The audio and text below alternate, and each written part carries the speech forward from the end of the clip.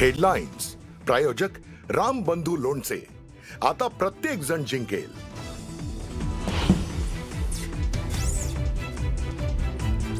विरोधी पक्षातील उमेदवारांना अर्ज भरण्यापासून रोखल्याचा राहुल नार्वेकरांचा गंभीर आरोप। संबंधित प्रकरणाची राज्य निवडणूक आयोगाकडून दखल। निवडणूक आयोगाने सीसीटीव्ही मागितल्याची माहिती।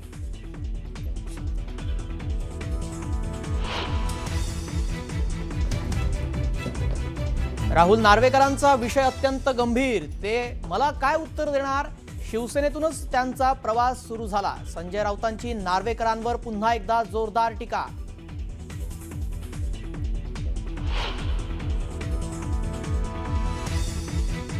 उपमुख्यमंत्री एकनाथ शिंदेंच्या ठाण्यातील घराबाहेरील कारमध्ये आरो मार्फत धमक्या आणि दबाव टाकून अर्ज मागे घ्यायला लावले। संजय राऊतांचा गंभीर आरोप।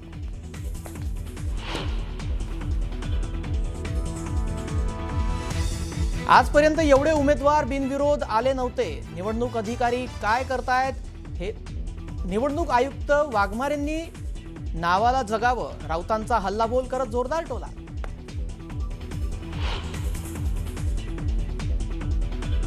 पिंपरी चिंचवड महानगरपालिका निवडणुकीच्या पार्श्वभूमीवर अजित पवार घेणार पत्रकार परिषद। भाजपाची यापूर्वी सत्ता असलेल्या पिंपरी चिंचवडमधील विकास कामांच्या मुद्द्यावर काय बोलणार याकडे लक्ष।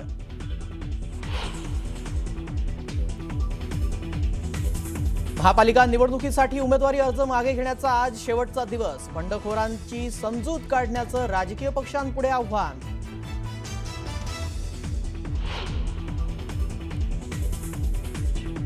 मुंबई शिवसेनेच्या 35 पदाधिकाऱ्यांनी अपक्ष उमेदवारी अर्ज भरल्याची सूत्रांची माहिती। नाराज अपक्ष बंडखोर उमेदवारांची समजूत काढण्याचा पक्षातील वरिष्ठ नेत्यांचा प्रयत्न।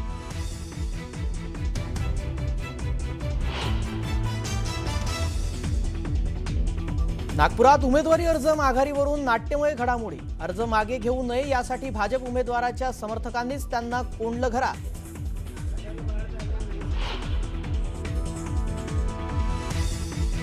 शिवसेना भवनमध्ये आदित्य ठाकरे करणार उमेदवारांना मार्गदर्शन। दुपारी होणाऱ्या बैठकीला अमित ठाकरेंसह मनसे उमेदवारही राहणार उपस्थित।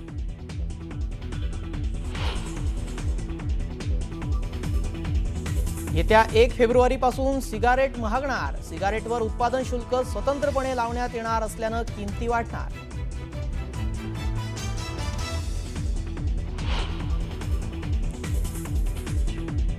भारतीय रेल्वेच्या यूटीएस ॲपमधून आता ट्रेन पास बुकिंग बंद। प्रवाशांनी पास बुकिंगसाठी यापुढे रेलवन ॲप वापरावं असं आवाहन।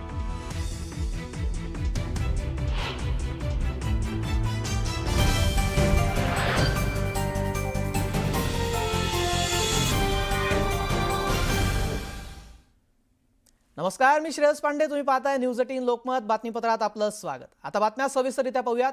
विधानसभा अध्यक्ष राहुल नार्वेकरांवर गंभीर आरोप करण्यात आल्यानं नव्या वादाला तोंड फुटलंय।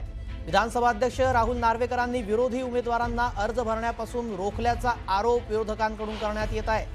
तसेच विरोधात उमेदवारी अर्ज भरण्यासाठी आलेल्या उमेदवारांना पोलिसांवर दबाव टाकून रोखल्याचा नार्वेकरांवर आरोप करण्यात येत आहे। दरम्यान आता संबंधित प्रकरणाची निवडणूक आयोगानं दखल घेतली आहे आणि सीसीटीव्ही फुटेज मागवलं आहे अशी माहिती मिळते। या संदर्भात अधिक अपडेट जाणून घेऊयात। राहुल जोरी आमचे प्रतिनिधी या संदर्भात अधिक अपडेट देतील। राहुल, थेट नार्वेकरांवर आरोप करण्यात आलेले आहे आणि त्यानंतर आता निवडणूक आयोगानं दखल घेतली आहे, सीसीटीव्ही मागवलेला आहे। काय संपूर्ण प्रकरण? अगदी विधानसभा अध्यक्ष राहुल नार्वेकर यांनी विरोधी उमेदवारांना अर्ज भरताना रोखल्याचा आरोप जो आहे तो विरोधी बाकावरून अर्थात संजय राऊत यांनी देखील केला आहे। या सगळ्या संदर्भात संजय राऊत यांनी केलेल्या आरोपानंतर आता या संपूर्ण प्रकरणाची दखल जी आहे ती अर्थात राज्य निवडणूक आयोगाने देखील घेतली आहे। संबंधित ज्या ठिकाणी हा सगळा गोंधळ झाला होता त्या ठिकाणचं सीसीटीव्ही फुटेज हे राज्य निवडणूक आयोगाने मागवलंय। तर दुसऱ्या बाजूला हरिभाऊ राठोड आणि संजय राऊत यांनी केलेल्या आरोपानंतर अध्यक्षांच्या बाबतीत एक व्हिडिओ देखील समोर येतोय, ज्यामध्ये हरिभाऊ राठोड यांना देखील धमकावल्याचा किंवा ज्या पद्धतीनं त्यांचं पोलीस संरक्षण काढून घेतल्याचा दावा जो आहे तो त्या निमित्तानं केला जातोय. संबंधित प्रकरणामध्ये आता राज्य निवडणूक आयोग कशा पद्धतीनं कारवाई करते हे देखील पाहायला गेलं. दुसऱ्या बाजूला विधानसभा अध्यक्षपदी असताना देखील ज्या पद्धतीनं त्रयस्थ म्हणून त्यांनी तिथं जाणं अपेक्षित नव्हतं, मात्र तरी देखील स्वतःच्याच घरातील 3 उमेदवार असल्या कारणानं स्वतः अध्यक्ष या ठिकाणी अर्ज भरायला गेले होते. आता या संपूर्ण प्रकरणात निवडणूक आयोगाचे अध्यक्ष वाघमारे सर नेमकं काय कारवाई करतायत हे देखील पाहावं लागेल. जी, धन्यवाद राहुल आपण दिलेल्या या सविस्तर माहितीसाठी.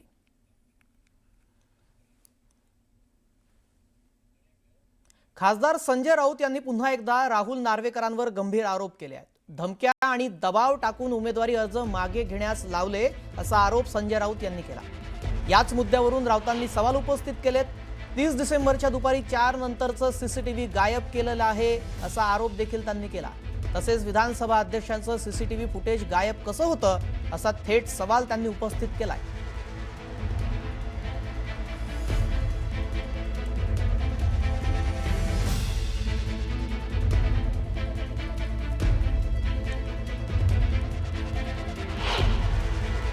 राहुल नार्वेकरांचा विषय हा अत्यंत गंभीर आहे.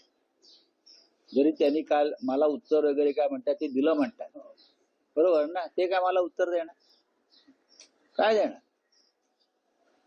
शिवसेनेतूनच त्यांचा प्रवास सुरू झालेला आहे, आम्हाला माहिती आहे. सीसीटीव्ही फुटेज काढा 30 डिसेंबरचं 4 वाजल्यानंतर सीसीटीव्ही फुटेज काढा. माझ्या माहितीप्रमाणे 4 नंतरचं सीसीटीव्ही फुटेज हे गायब केलं. सीसीटीव्ही फुटेज गायब कसं होतं? विधानसभा अध्यक्षांचं कसं होतं? भूषण गगराणी हे पालिकेचे आयुक्त आहेत, तेही या कट कारस्थानामध्ये सामील झाले आहेत का? आणि मी कशाला म्हणतो, निवडणूक आयोगाला चौकशी सुरू केलेली आहे, पण चौकशी सुरू झाल्यावर या प्रकरणात ज्या विधानसभा अध्यक्षांनी धमक्या दिल्या आहेत उमेदवारांना विरोधी पक्षाच्या, सीसीटीव्ही फुटेज गायब होत आहे. ही यंत्रणा यांची. महापालिका आयुक्तांनी याचं उत्तर दिलं पाहिजे.